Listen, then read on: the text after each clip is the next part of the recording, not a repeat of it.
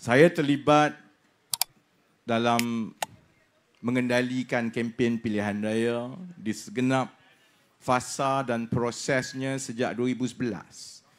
Daripada pilihan raya negeri Sarawak 2011 kepada PRU 2013, kepada PRU 2018 dan sekarang 2022. Tidak pernah ada pilihan raya yang tempoh persediaannya begitu singkat kepada kita. Orang ramai pula sejak 1 tahun yang lepas, terutamanya selepas kekalahan di negeri Melaka, kemudian kekalahan di negeri Johor, semua sangsi dengan keupayaan keadilan sebagai tonggak Pakatan Harapan untuk masuk dalam pilihan raya umum kali ini.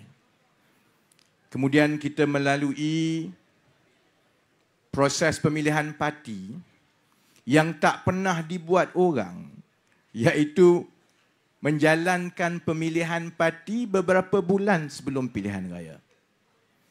Pihak media di luar, orang ramai merasakan bahawa keadilan akan berpecah teruk.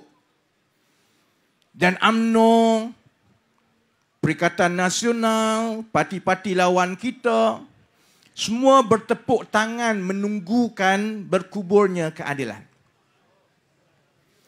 Ramai yang kata saya dan Datuk Seri Anwar memang tak boleh bekerja. Malah baru-baru ni, ada orang kata ini mesti Rafizi hantar Datuk Seri Anwar Ibrahim ke Tambun nak bagi dia kalah.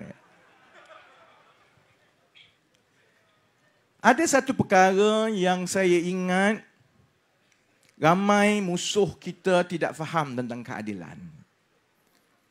Kita tampilkan sahabat-sahabat tadi yang terjun daripada hidup yang selesa dan membuat pilihan untuk masuk ke gelanggang.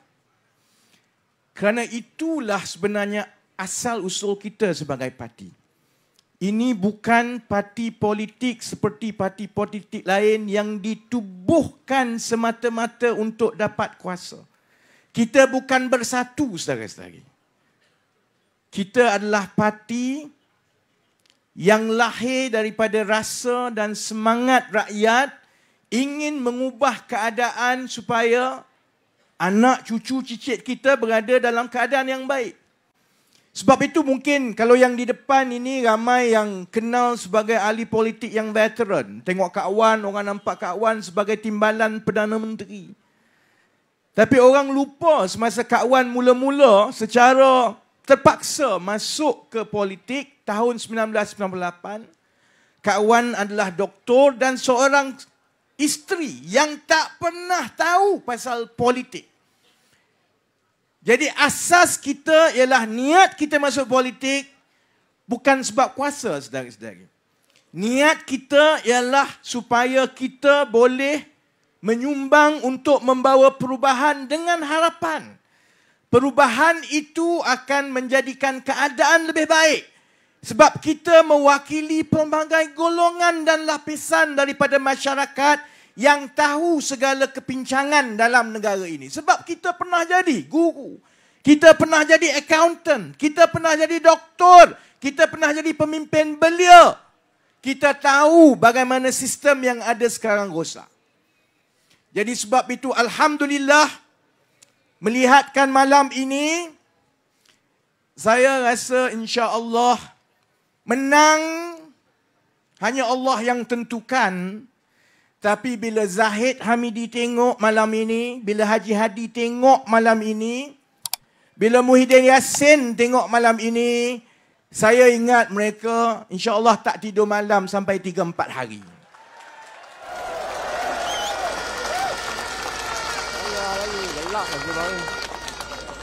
Saya memikul tanggungjawab yang berat menjadi pengarah pilihan raya dalam tempoh persediaan yang paling pendek.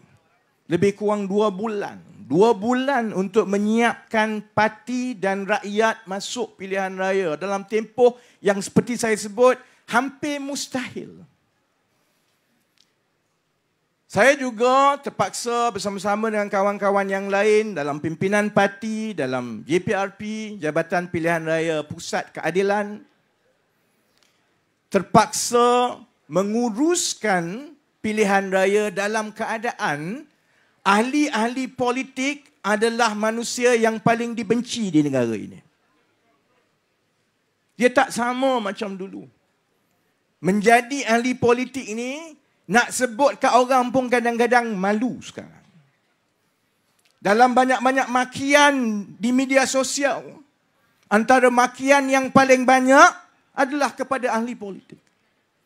Rakyat semakin lama semakin hilang keyakinan bukan sahaja kepada watak-watak politik tetapi kepada proses politik keseluruhannya. Dan kita faham perasaan rakyat sebab selepas arus perubahan 2018 yang menjadi kebanggaan negara di seluruh dunia sebab kebanyakan pemerhati politik antarabangsa tidak yakin perubahan di Malaysia boleh berlaku tanpa pertumpahan darah. Tapi kita buat dalam keadaan yang aman dan segala-galanya berjalan lancar. Jadi rakyat rasa kami dah cuba dulu. Kami letakkan kamu jadi kerajaan, akhirnya kamu bergaduh sesama sendiri dan 4 tahun kemudian bukan sahaja keadaan tak jadi baik, keadaan makin lebih buruk dan lebih buruk dan lebih buruk. Kemudian kita ada watak-watak politik yang kalau boleh lepas ini, habis pilihan raya ini, kita harap sebagai rakyat kita tutup buku, tak payah fikir dah pasal mereka. Yang lompat satu parti, 2 parti, yang buat parti baru, yang kita pun tak tahu apa dia. Jadi sebab itu saya nak ingatkan terutamanya calon-calon yang ada di hadapan. Hari ini, malam ini, saudara-saudari mungkin seperti pengantin. Orang tengok, Amir memang nampak macam pengantin. Umur 40 tahun Amir, lain kali pakai baju batik, bukan baju Melayu. Keluar rumah. Bahaya. Oh ada belakang. Okay. Saudara-saudari mungkin rasa bahawa malam ini malam anda. Dapat tumpuan orang yang muda-muda merasakan satu hari nanti kami nak jadi macam mereka. Calon pilihan raya diraikan. Ingat, malam ini mungkin malam yang baik, yang gemilang buat saudara-saudari. Tapi ingat juga bahawa saudara-saudari tergolong dalam golongan yang paling dibenci di negara ini. Kan? Masa kempen, ingat kita sebenarnya tidak disukai oleh rakyat. Tapi, sebab itu juga, walaupun bukan benda yang susah untuk kita bawa pembaharuan.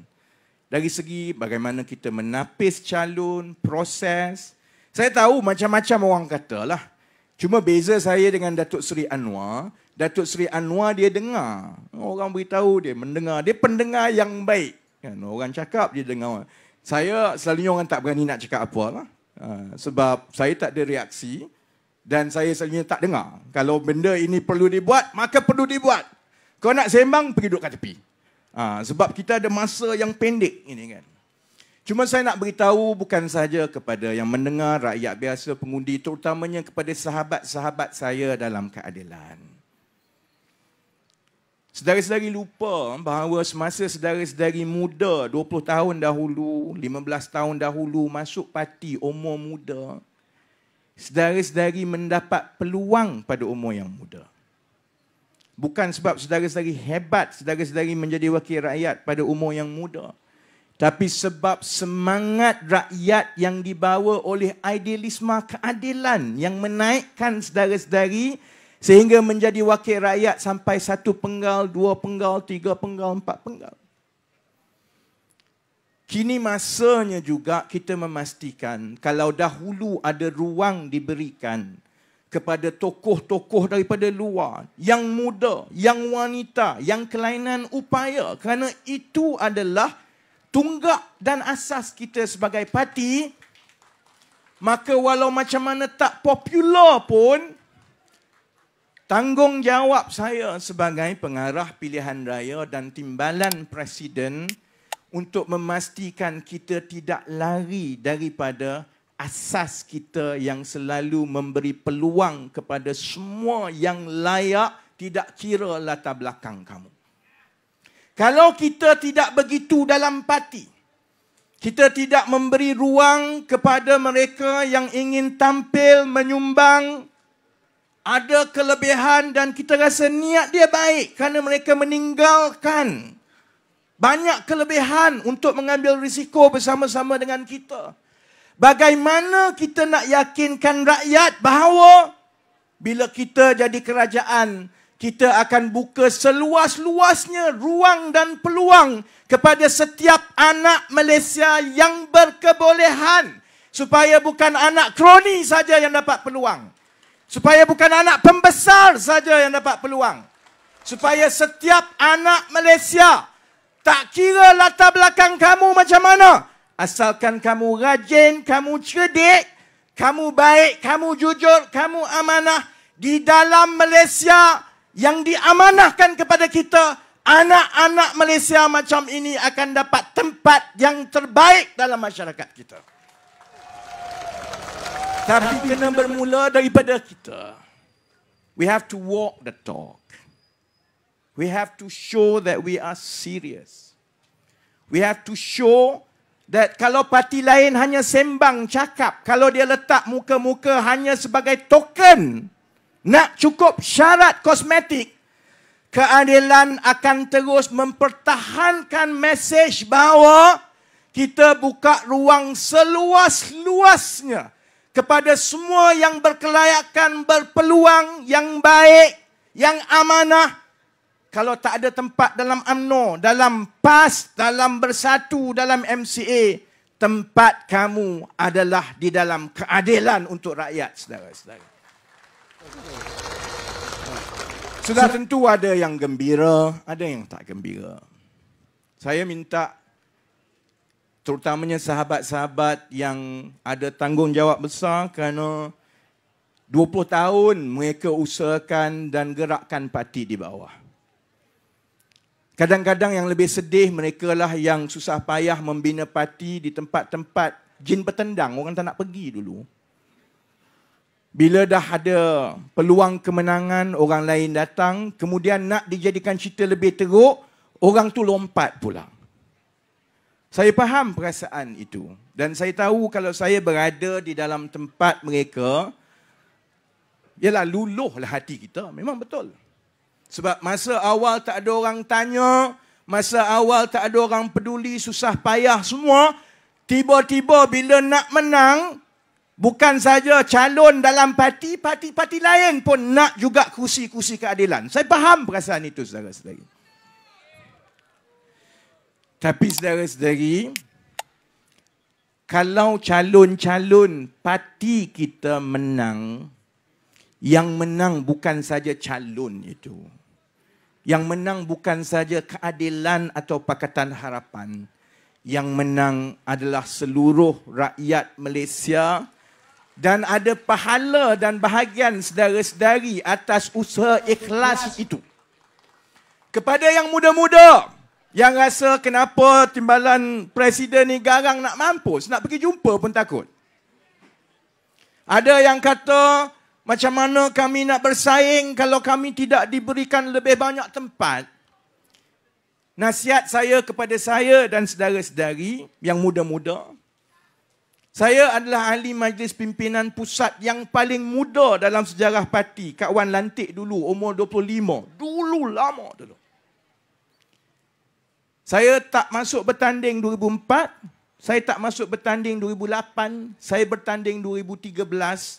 Lebih kurang 14 tahun selepas saya berada di dalam parti dan selepas saya ada jawatan yang tinggi di Biro Politik dan di pusat. Maksudnya begini, dan nasihat yang sama saya berikan kepada semua, terutamanya yang muda. Bila kita ke depan, kita ada tanggungjawab.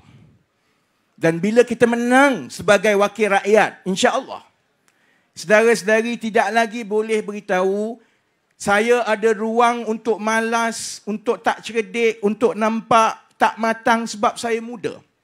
Kamu muda, kamu ambil risiko dan tampil ke depan untuk jadi wakil rakyat. Tak kisah kami muda, kamu tetap ada tanggungjawab yang sama dengan semua wakil-wakil rakyat yang lain. Kalau kamu tak bersedia, maka musnah kerjaya politik kamu. If you go before you are ready, you will be burned.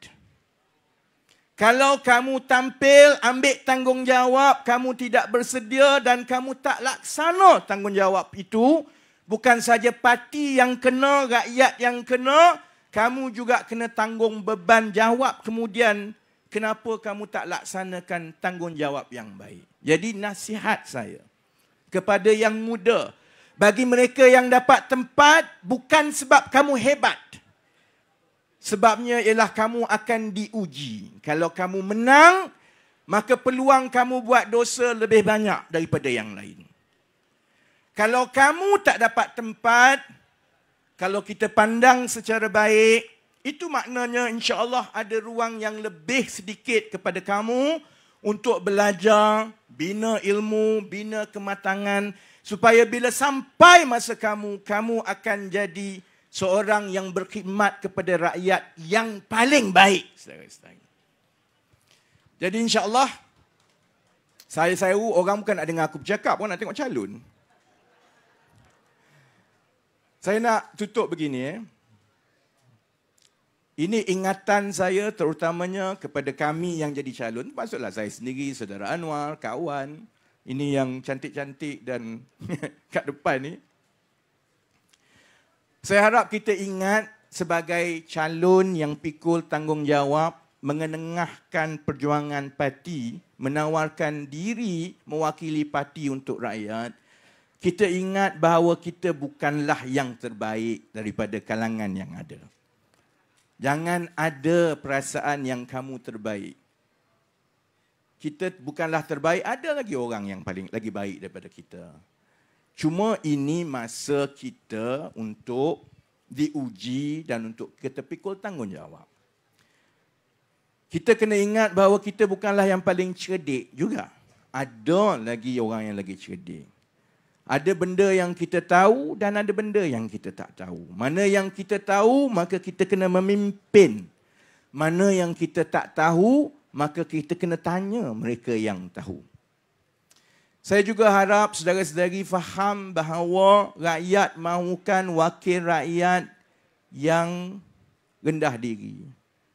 Ada tawaduk. Faham isi hati rakyat. Tahu bahawa bila kita masuk bertanding dan kalau kita menang, kita kerja kontrak 5 tahun. Kerja kontrak, orang lain ada kerja tetap, ada pencen. Kita kerja kontrak tapi ada pencen. Ya? Kita kerja kontrak 5 tahun. Di akhir kontrak kita, rakyat akan tentukan sama ada kontrak sambung ataupun tidak. Jangan lupa yang itu. Saya nak ingatkan juga kepada saudara-saudari yang bertanding. Jangan sebab saudara-saudari jadi wakil rakyat, saudara-saudari tiba-tiba hidup dengan cara yang lain. Dulu hidup lain, jadi wakil rakyat sahaja, tiba-tiba jadi bangsawan, tak nampak orang. Dulu bawa kereta biasa, tak sampai 5 bulan bawa kereta besar. Jangan.